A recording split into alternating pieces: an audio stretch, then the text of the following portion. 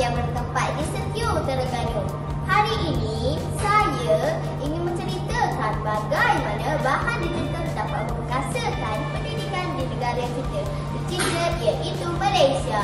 Dalam era digital ini, teknologi memainkan peranan yang sangat penting dalam meningkatkan pembelajaran. Salah satu inisiatif yang hebat yang diperkenalkan di Malaysia ialah melalui aplikasi Digital Educational Learning Initiative Malaysia atau lebih dikenali sebagai DERIMA. Kawan-kawan tahu tak apa itu DERIMA? Apa itu DERIMA? DERIMA adalah platform pembelajaran digital yang diperkenalkan di Malaysia. Satu akaun sahaja, murid dapat mengakseskan bahan pembelajaran supaya menjadi lebih menarik, interaktif, berkualiti dan sebagainya. Satu kelebihan DERIMA mempunyai aplikasi Canva.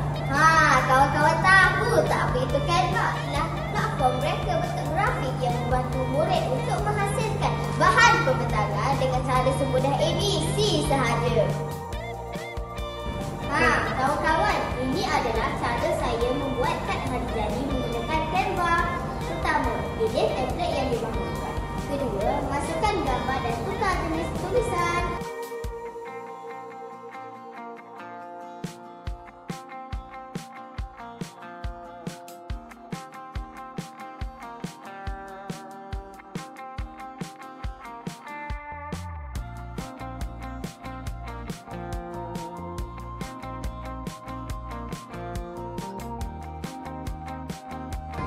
Dah siap. Cantik kan kad hari jadi saya?